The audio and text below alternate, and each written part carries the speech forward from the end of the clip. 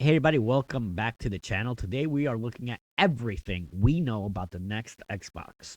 For the first time in Xbox history, the next Xbox might not really be a console in the traditional sense. It's shaping up to be something much stranger and potentially much more important. Leaks, internal documents, and Microsoft's recent moves all point toward a future Xbox that isn't trying to compete with PlayStation or Nintendo the old fashioned way.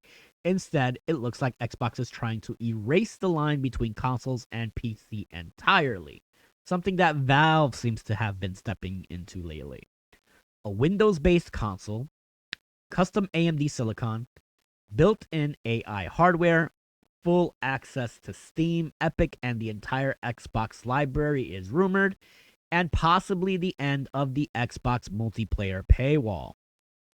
Today, we're going to break down everything we actually know about this next Xbox, what's confirmed, what's heavily implied, what's still unclear, and why this could either be Xbox's smartest move ever or another step that leaves them further behind Sony and Nintendo. The core idea at the center of everything is basically the next Xbox is not just a console. It's being described internally as a curated Windows PC designed for the living room. That means that when you turn this thing on, it will still boot into a familiar Xbox style interface, controller friendly, couch first, simple. But underneath that interface will have full windows. And that changes everything. It in my opinion is better than it running Steam OS because Steam OS still isn't 100% compatible with with a few Steam titles, whereas this will be 100% compatible with all Windows titles. So instead of locking you into a closed ecosystem, the next Xbox would allow you to access the entire Xbox digital library, maintain deep backwards compatibility, and optionally exit into Windows to install PC storefronts like Steam and Epic Game Store. Now, this is an Xbox abandoning console. It's kind of just redefining what a console means to them. Microsoft already owns Windows. They already dominate the PC gaming infrastructure. So instead of fighting Sony on proprietary hardware alone, they're going to lean into their biggest strength. Their message seems to be clear. If you already make the operating system, why not just make gaming devices for it? Under the hood of the next custom hardware will have silicon and custom chipsets. The next Xbox is expected to run custom AMD chips, co engineered directly with Microsoft. The reported codename for this chip so far is Magnus. Based on leaks and credible reporting, this APU is expected to include Zen 6 CPU cores, RDNA 5 GPU architecture, and a much larger L2 cache than current consoles. Also, a dedicated NPU or neural processing unit for AI tasks. This isn't a minor upgrade. It suggests a very large but very expensive piece of silicon. The idea is unified performance, one chip handling traditional rendering, AI workloads, system level enhancements, and potentially even upscaling and frame generation at the hardware level. Now, this aligns perfectly with AMD's current roadmap and Microsoft's obsession with AI across its entire product stack. The next Xbox is being built not just as a gaming machine, but as an AI assisted gaming platform. When Microsoft talks about AI in gaming, they're not just talking about NPC dialogue or gimmick. This is not just a buzzword. The dedicated NPU opens the door to AI powered image reconstruction, smarter upscaling, dynamic resolution management, potentially more advanced physics and animation systems. Think of it less like AI characters and more like AI assisted rendering and performance. This matters because Microsoft wants this platform to scale.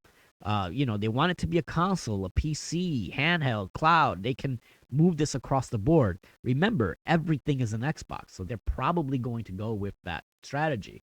AI hardware allows the system to adapt instead of brute forcing everything with raw GPU power. And that brings us to something very important: the rumored Xbox handheld and the Xbox Ally. Well, the Xbox Ally handheld isn't just a side project, it's pretty much a testing ground. Microsoft has been quietly using it to improve Windows gaming performance, reduce shader compilation stutter, optimize controller first UI layers on Windows, study how players move between console style and PC style experiences. This thing is pretty much a beta test.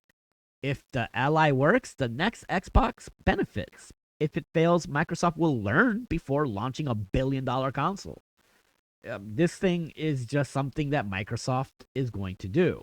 This is Xbox doing something it hasn't done well historically, and that's iterating in public before committing. The Xbox Ally X it's proof of concept, really. It's proof of hardware for a unified Xbox platform. And those who went and sprung $1,000 on it, thank you. You're beta testing for them.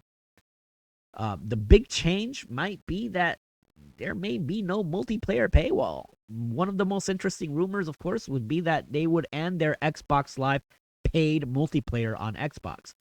If that next Xbox truly becomes a unified PC console platform, charging for multiplayer stops making sense. As PC players, they don't pay multiplayer to, they just don't. You can play online for free and always have been. Xbox players, however, do. PlayStation and Nintendo players do. That split becomes impossible to justify once both are on the same operating system and ecosystem.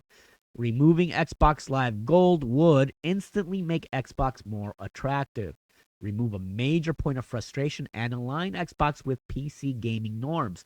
This would also be a massive goodwill win and a talking point. Frankly, it's overdue. The problems could be cost and timing, of course. Now, let's look at the hard reality. Everything we've talked about points to a very expensive device. High-end AMD silicon, large unified memory pools, AI hardware, premium storage, all signs point to a system that could easily cost over $1,000, and that's a problem. The recent RAM shortage and memory pricing alone could push this launch back. The rumored window is 2027 to 2028, but even that feels optimistic given global supply constraints at this time. At the same time, Xbox's recent marketing really hasn't helped. They may need to do a hard reset on that.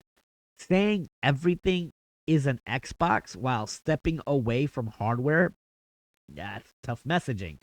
Raising prices on the current consoles and sitting in third place behind Sony and Nintendo for multiple generations, yeah, that creates confusion. If hardware matters again, then Xbox has to say this clearly. Now, what does this mean for you? If Xbox gets this right, the payoff is huge. One library, one account, one ecosystem, multiple devices. You buy a game once and you play it on your TV, your PC, your phone, future handheld, or wherever Xbox shows up next. You get PC flexibility with a console feel. You get power without complexity, and you stop worrying about platform walls. But this only works if Microsoft commits fully.